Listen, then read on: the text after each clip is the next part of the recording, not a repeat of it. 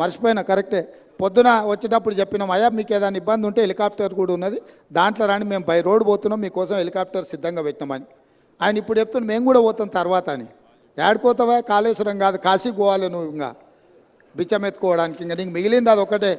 కాశీకి పోయి సన్యాసం పుచ్చుకోవాల్సిందే చంద్రశేఖరరావు నువ్వు. సరే ఇక ఆయన చీకటి మిత్రుడు. బీజేపీ వాళ్ళు కూడా ఎవరు రాలే ఇప్పటి వరకు. కేసీఆర్ అవినీతి మీద గొప్ప గొప్ప మాటలు మాట్లాడిన కిషన్ రెడ్డి గారు వాళ్ళ ఎమ్మెల్యేలు రాకుండా అడ్డుకున్నాడు. మీరు పొత్తు పెట్టుకుంటే పొత్తు పెట్టుకోండి, ఎవరో అన్నారు. ఎన్ని రోజులు చీకట్లో పొత్తు పెట్టుకుంటారు? రాబోయే పార్లమెంట్ ఎన్నికలలో మీ పొత్తు సంగతి ప్రజలకు ఎట్లాగో చెప్పాల్సే వస్తుంది. ఈరోజు ఎంతసేపు ఉన్నా జ్యుడిషియల్ ఎంక్వైరీ వద్దు, మా చేతికి రాని. ఎందుకంటే మీ చేతికి ఇస్తే మీరు వాళ్ళు కలిసి కూర్చొని మాట్లాడుకుంటారు చీకట్ల. బీజేపీ వాళ్ళు వస్తారని మేము ఆశించినాం. ఎందుకంటే ఇంతకాలం కేసీఆర్ అవినీతి మీద సిబిఐ కేసులు అప్పచెప్పారు, కేసీఆర్ అవినీతిని తేల్చాలి అని అన్నారు. మరి కేసీఆర్ అవినీతిని తేల్చే అవకాశం వస్తే బీజేపీ ఎమ్మెల్యేలు ఎందుకు రాలేదు?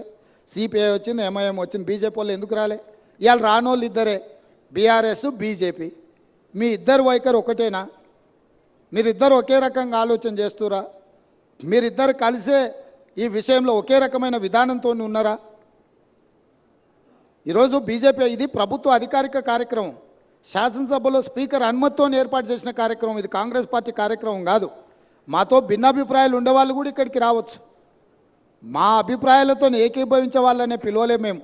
మా అభిప్రాయాలతో విభేదించే వాళ్ళని కూడా వాస్తవాలను చూడడానికి ఈరోజు ఇక్కడికి ఆహ్వానించినాము. కాబట్టి ఇప్పటికైనా బీజేపీ తమ వైఖరిని స్పష్టం చేయాలి.